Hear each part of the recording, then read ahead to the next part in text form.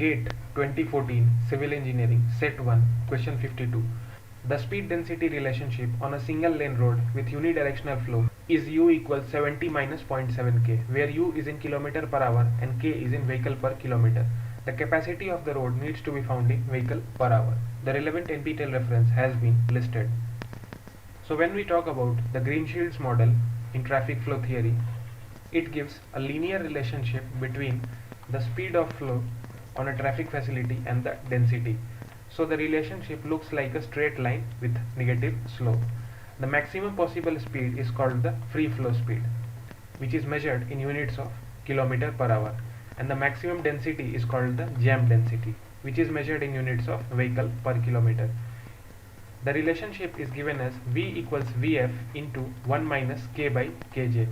It can be seen that when the density increases, the speed is lowering down, and when the density decreases, the speed will increase. At a density value of 0, the speed would be the maximum, and at a density value of jam density, the speed would be 0. So using this relation, we can obtain Q equals Kv, which would become equal to Vf k minus k square by kj. And then we can differentiate Q with respect to the density and make it equal to 0, and then substitute the density back in Q to get the maximum flow or the capacity of the roadway facility. So in this case, we have been given the speed value as 70 minus 0.7 k. So the flow would be equal to the product of density and speed, which would become equal to 70k minus 0.7 k square. Now we will differentiate the flow with respect to density and make this equal to 0, since we want the flow to be maximum. So at maximum the derivative is 0.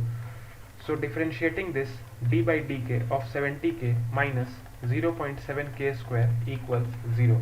This would give the value as 70 minus 1.4 k equals 0. From this we would get the value of k as 50 vehicles per kilometer.